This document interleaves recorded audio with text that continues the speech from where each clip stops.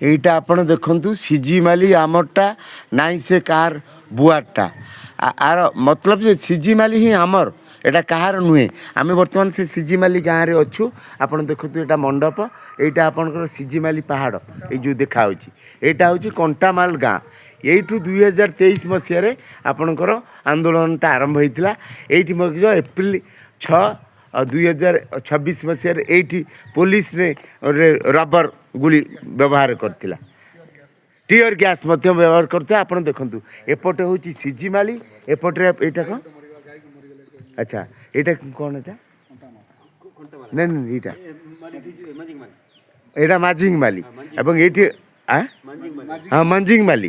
ଏଇଠି ମଧ୍ୟ ସେ ଗୁଳିକାଣ୍ଡରେ ଗୋଟେ ଗାଈ ମଧ୍ୟ ମରିଯାଇଥିଲା। ହଁ କ୍ଷୀର, ହଁ ଆଚ୍ଛା ଆଚ୍ଛା। ଓହୋ ହୋ ହୋ ବୁଝିଲି ବୁଝିଲି।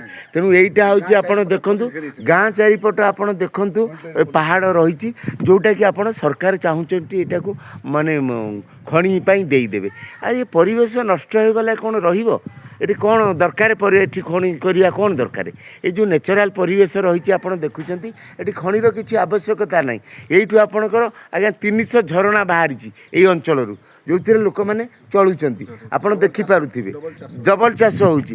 ଏଇଟାକୁ ସରକାର ଖାଉଛନ୍ତି ଦେଇଛନ୍ତି। କିନ୍ତୁ ଏଇ ଯେଉଁ ଆପଣଙ୍କର ଗାଁ ଲୋକ, କଣ୍ଟାମାଲ ଗାଁ ଲୋକ, ଏମାନେ ପ୍ରଥମେ ଇଏ କରିଥିଲେ, ରିଭଲ୍ୟୁସନ୍ କରିଥିଲେ ଏବଂ ଏମାନେ ଅପୋଜ୍ କରୁଛନ୍ତି ଏଇଟାକୁ। ଏଇଟା ନ ହଉ, ଆମେ ବି କହୁଛୁ ଏଇଟା ହେବା ଦରକାର ନାହିଁ। ଆଉ ମୁଁ ମଧ୍ୟ ଜଣେ ସୋସିଆଲ କରି ମୁଁ ଏଠି ଅଛି, ମୋତେ ଦେଖିପାରୁଥିବେ, ପୁରୁଷୋତ୍ତମ ବେହେରା ମୋ ନାଁ। ଆଉ ମୁଁ ମଧ୍ୟ ଅଗଷ୍ଟ 9ରେ ଆସିଥିଲି, ତାଙ୍କର ଯେଉଁ ବିଶ୍ୱ ଆଦିବାସୀ ଦିବସ ଥିଲା। ଇଏ ଆମର ହଁ ନମସ୍କାର, ଇଏ ହେଉଛନ୍ତି ଆମର ସିଜିମାଳିର ମୁଖ୍ୟ ଲୋକ ସୁଭାଷ ସିଂ ମାଝୀ। ଆପଣ ଆଙ୍କୁ ଦେଖିପାରୁଥିବେ।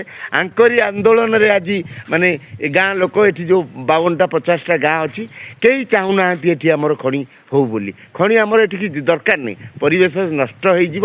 ଏମାନେ ସୁଖରେ ଅଛନ୍ତି।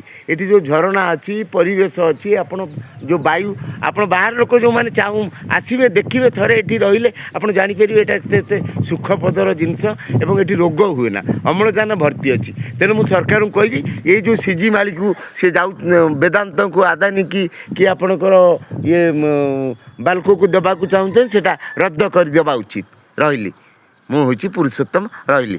ବନ୍ଦେ ଉତ୍କଳ ଜନନୀ।